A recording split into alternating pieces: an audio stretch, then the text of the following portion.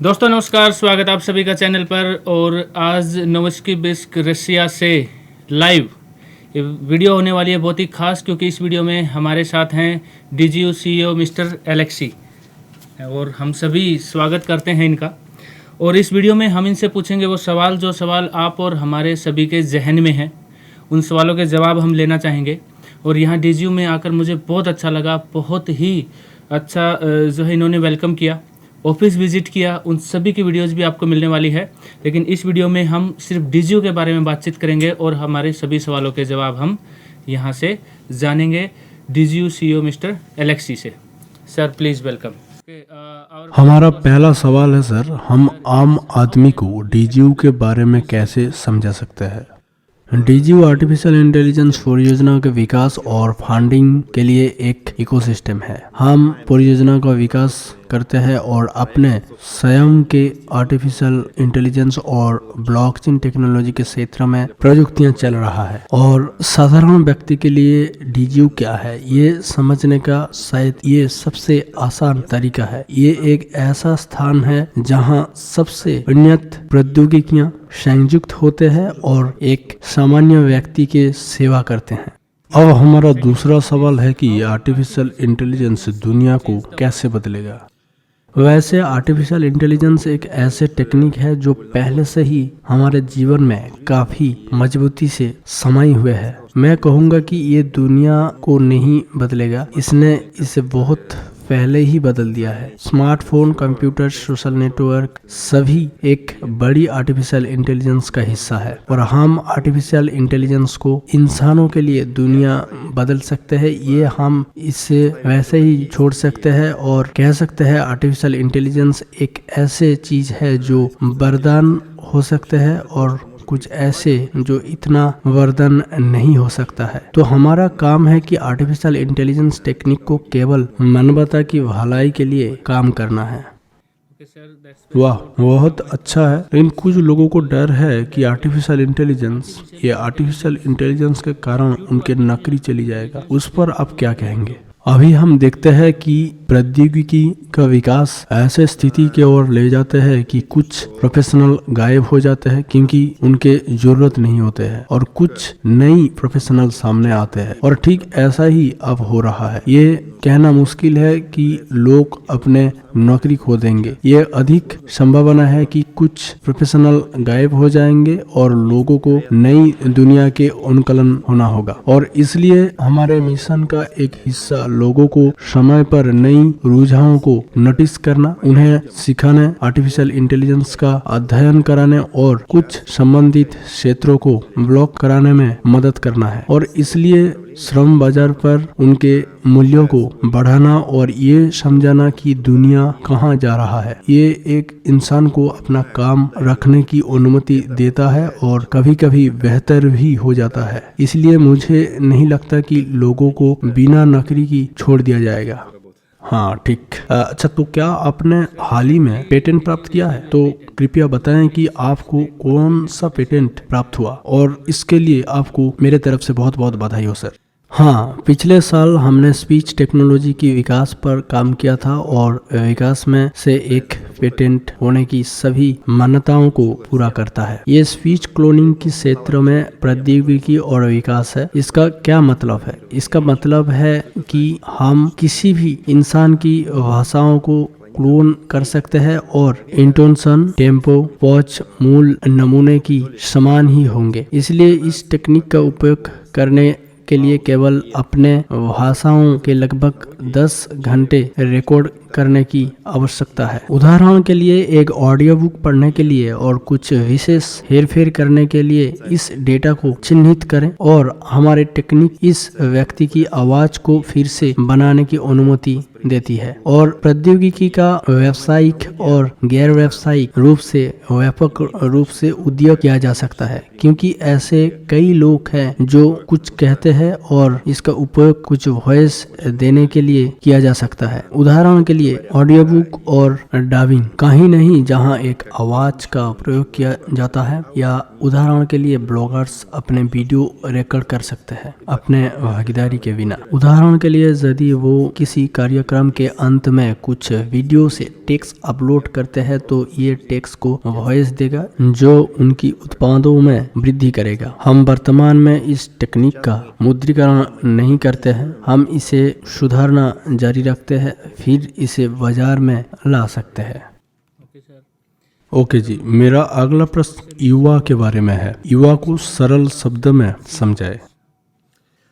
Давайте так. आइए इसे इस तरह से समझने की कोशिश करते हैं। मैं विश्लेषण करने की कोशिश करूंगा। युवा के विशेषताओं उस विचार से करें जिस पर यह आधारित था। लगभग 1.5 साल पहले हमने डेफी की डिसेंट्रलाइज फाइनेंस का अध्ययन करना शुरू किया था, और ये वो समय था जब हमें एक ऐसे उत्पाद के लिए ये विचार आया था जो डेफी और क्रिप्टो की दुनिया में लगने वाले साधारण सामान्य उपयोगकर्ता की जीवन को आसान बना सकता है। हमने बाजार में कई ब्लॉकचेन देखी है, अलग अलग, जैसे सोलाना, इथेरियम, पोल्काडॉट और बहुत सारे। कई अलग अलग ब्लॉक ढूंढने अंतिम उपयोगकर्ता को कुछ अनोखे अवसर दिए और वो इन उपयोगकर्ताओं के लिए संघर्ष कर रहे थे और उन्हें अलग अलग तरीके से आकर्षित कर रहे थे। और हमने देखा कि उपयोगकर्ता के लिए संघर्ष करने की बजाय उपयोगकर्ताओं को आसानी से एक ब्लॉकचेन कोमा चुनने की अवसर देना बेहतर है। किसी प्रकार का बुनियादी ढांचा बनाने का मतलब जो एक साधारण उपयोगकर्ता को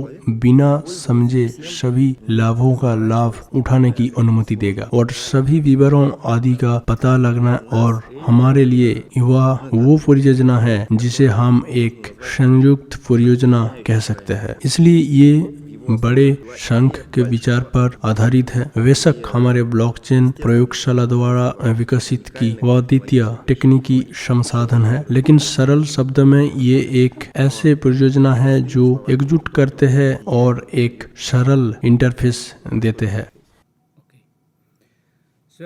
ठीक। अच्छा, भविष्य में युवा हमें कैसे लाभ पहुंचाता है? अगर कोई युवा में चल रहे किसी कार्यों के साथ अंक एकत्रित करना शुरू करना चाहता है तो कैसे कर सकता है?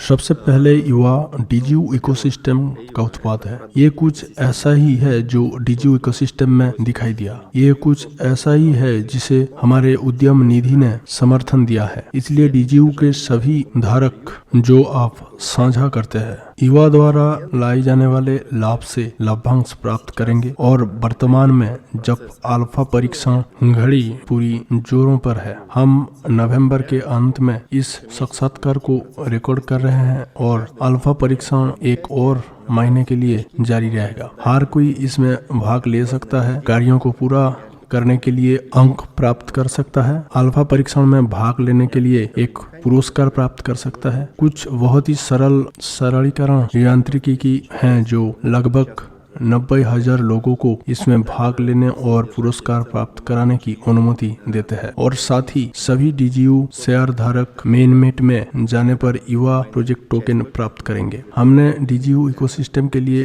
टोकन का हिस्सा आकर्षित किया है और कभी कभी मैं कहता हूं कि उदाहरण के लिए यदि आप में से कुछ के लिए ये समझना कठिन है कि क्रॉस चेन टेक्निक क्या है, युवा क्या है, ब्लॉकचेन सामान्य रूप से क्या है, तो डीजीयू शेयर खरीदकर सह मालिक बनना आसान है, क्योंकि ये बहुत आसान तरीका है। आप शेयरों को खरीदने और सह मालिक बनने के लिए किसी भी भुगतान प्रणाली का उपयोग कर सकते हैं।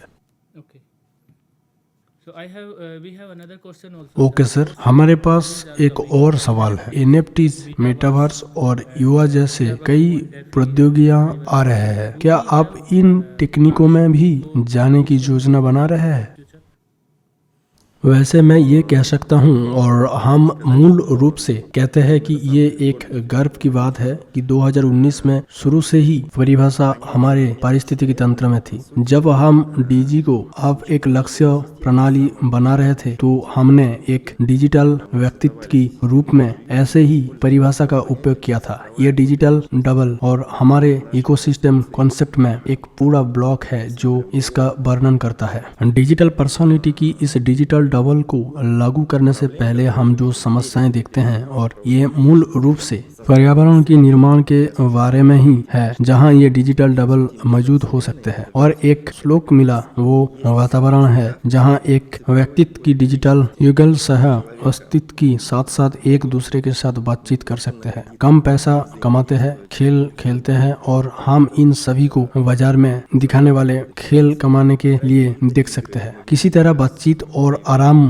कर सकते हैं और इस तरह बहुत सारे। और मेरा मतलब है कि 2019 में हमने जिस वातावरण का वर्णन किया है, हमने योजना बनाई है कि ये लगभग 10 वर्षों में शुरू हो जाएगा, लेकिन महामारी की गति के कारण इसे 3 बार खरीद लिया गया है। इसलिए ये 3 साल के समय में यहाँ होगा और हमारे पास जो भी विकास होगा कृत्रिम बुद्धि के क्षेत्र में और ब्लॉकचेन, मुझे चाहिए कि वो सभी एक व्यक्ति की इस डिजिटल डबल या डिजिटल कॉपी की निर्माण के इस एक बड़े विचार के साथ एकजुट हो। और जब हमें पता चला है कि ये मेटावर्स या यहाँ दिखाई देते हैं और अब हमने महसूस किया कि 2019 में हमने इस प्रवृत्ति की भविष्यवाणी बिल्कुल सटीक रूप से की थी और शायद हम उन पहले लोगों में से एक थे जिन्होंने इस पर काम करना शुरू किया। Okay sir, thank you very much. Now let's talk about. ठीक है, बहुत बहुत धन्यवाद। अभी पैसे की बात करते हैं। जब भुगतान आ रहा है तो मैं आपसे किसी भी निवेशक की पसंदीदा प्रश्नों में से एक के बारे में नहीं पूछना चाहता।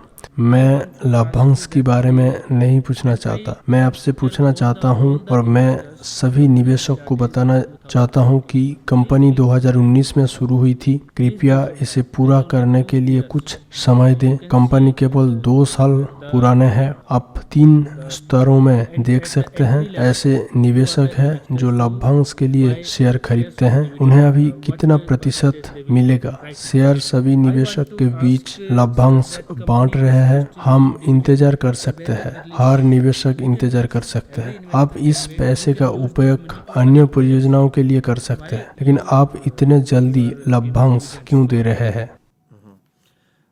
ओह ठीक है, ये एक बहुत ही महत्वपूर्ण प्रश्न है और मैंने इसे कई बार सुना है और इसका उत्तर काफी सरल है। विकास और अनुसंधान के अलावा इकोसिस्टम की उद्देश्य में से एक ये किसी भी उद्यम परियोजनाओं की मूल बातें हैं जो कि पैसा कमाना है और आप हमेशा अनुसंधान और विकास जारी रख सकते हैं और ये कभी खत्म नहीं होगा। यही कारण है कि अधिकांश सरकारों के पास वैज्ञानिक और अनुसंधान संस्थान है जो लगातार इन प्रक्रियाओं में शामिल होते रहते हैं, लेकिन हम ना तो सरकारें हैं और ना ही हम एक वाणिज्यिक कंपनी है जिसका उद्देश्य अनुसंधान के अलावा मुनाफा कमाना और पारिस्थितिकी तंत्र के लिए ये अतिरिक्त मूल्य बनाना है। और जब हमने क्राउड फंडिंग बाजार में प्रवेश किया और अपने दर्शकों के साथ संवाद करना शुरू किया तो हमें यकीन है कि लोग लाभांश को किसी ऐसे चीजों के रूप में देखते हैं जो दूर से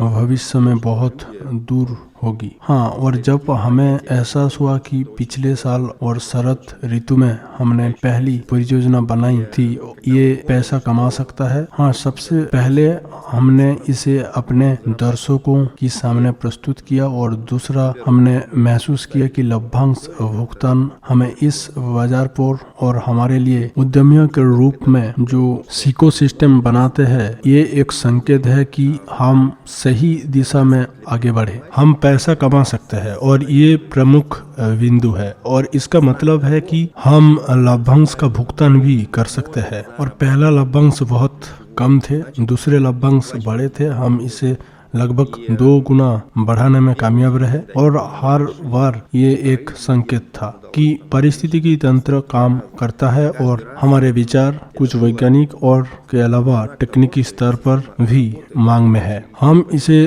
तब देख सकते हैं जब हम विभिन्न हैकाथन में जीतते हैं, पेटेंट आदि प्राप्त करते हैं और साथ ही वो आर्थिक स्तर पर पैसा बनाने में सक्षम होते हैं। और ये सबसे महत्वपूर्ण बिंदु है। ये सभी हमें चलाते हैं और इसीलिए हम लाभांश देते हैं। हमने पिछले साल घोषणा की थी कि हम साल में 2 या 4 बार लाभांश का भुगतान करेंगे, यानी हर 6 या 3 महीने में। तो इस साल हमने इसे 2 बार किया। मेरा मतलब है कि इसे 2 बार करेंगे। और इसे कैसे रखा जाए, हम मानते हैं कि पूरे इकोसिस्टम की विकास के लिए ये सही काम है, अपने भागीदारों को लाभांश का भुगतान करना।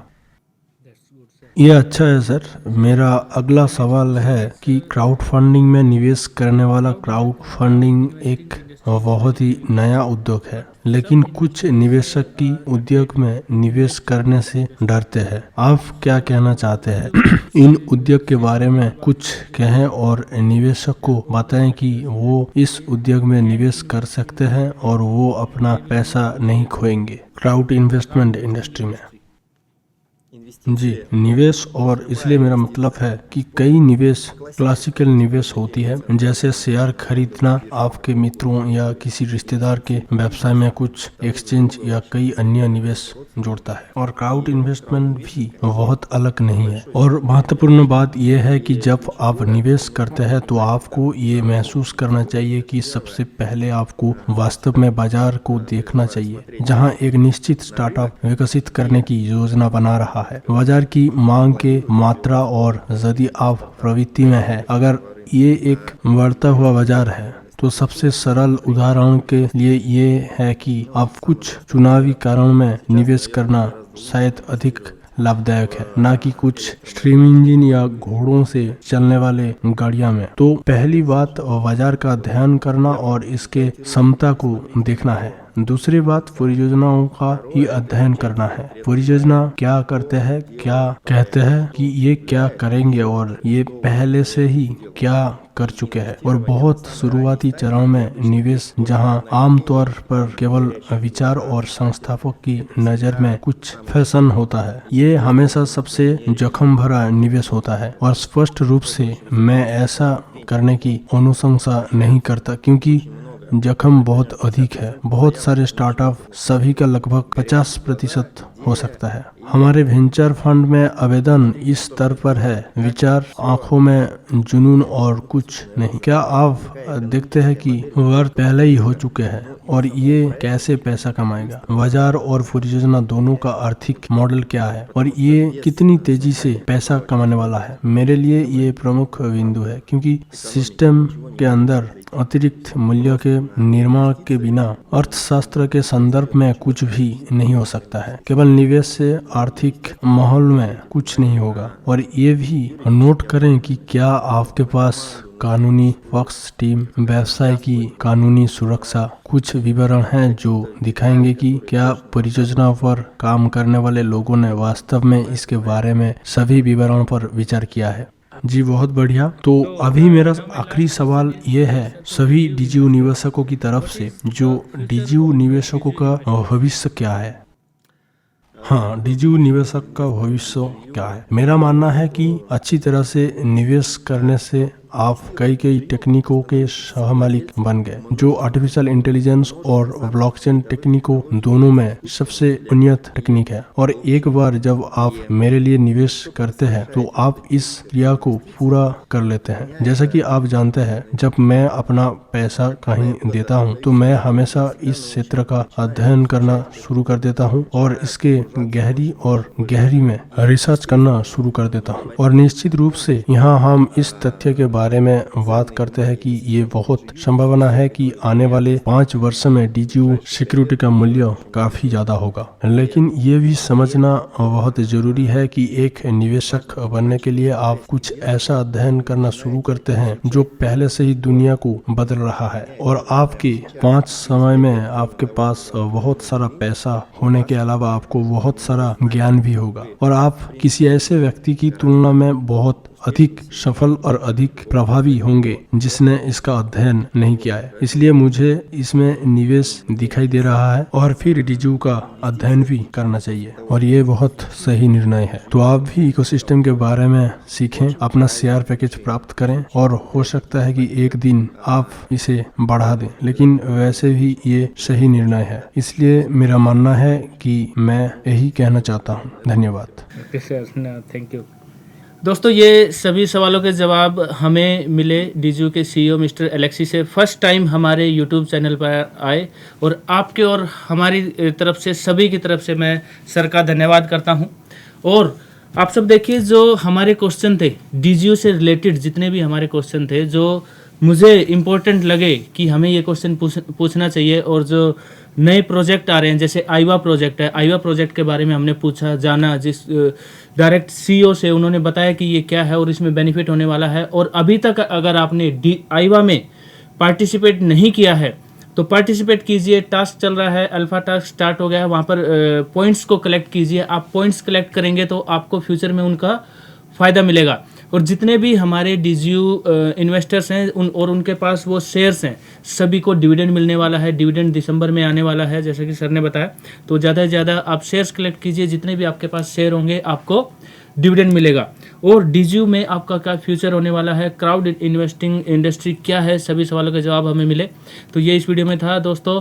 और आप सभी का बहुत बहुत धन्यवाद वीडियो देखने के लिए। और आप सभी वीडियो को लाइक ज़रूर करें, शेयर करें, चैनल को सब्सक्राइब करें। और आप और हम सब की तरफ से डीजीयू की टीम और सर का बहुत बहुत धन्यवाद। नमस्ते। नमस्ते।